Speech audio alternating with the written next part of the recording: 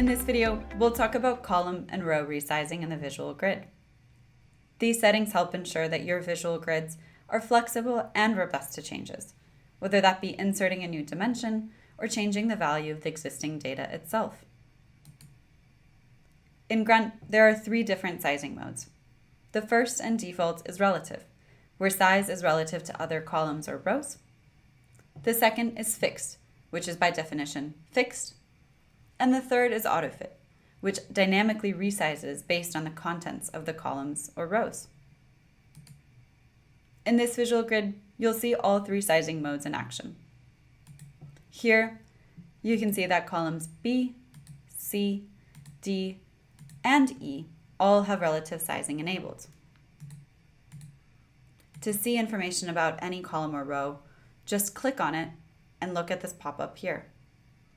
On the left, you'll see a value assigned, and on the right, you'll see this icon. By clicking on the icon, you can verify what sizing mode you have currently enabled, or even change it here. Let's stick with relative sizing for now. With relative sizing, the default value will be 1. You can think of relative sizing as a factor, and so it has a 1x factor size compared to columns B, C, and D in this visual grid here.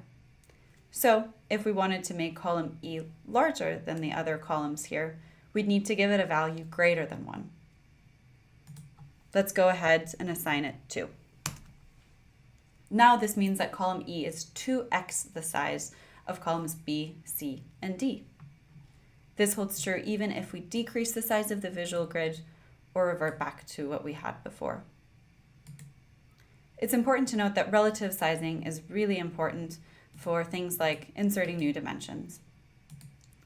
By inserting this new column on the right, you might have noticed that columns B, C, D, and F have all decreased in size a little to make way for this new column here.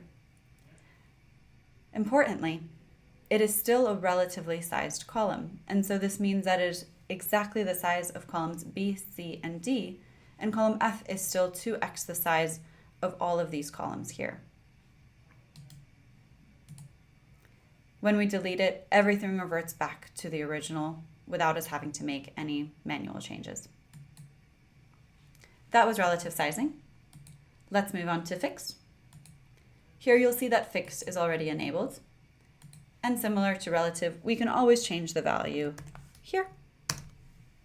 That has increased the size of the row. But when we decrease the size of the visual grid, you'll see something different. Now, only the relative rows have decreased in size, but this fixed header row has stayed exactly the same size because we told it to. Finally, let's look at autofit. Unlike relative and fixed, there is no value associated here. However, if you go into any one of these cells and, for example, add some text data here, the column will automatically resize to accommodate for this new text. If we remove it, everything will go back to the original. To recap, relative sizing ensures consistent sizing and makes inserting new dimensions easy. Fixed sizing, on the other hand, allows you to lock a specific sizing value. And finally, autofit makes your grid more robust to changes to textual or other types of data. And as you've seen today, these different sizing modes can most certainly work together to create your desired look and feel.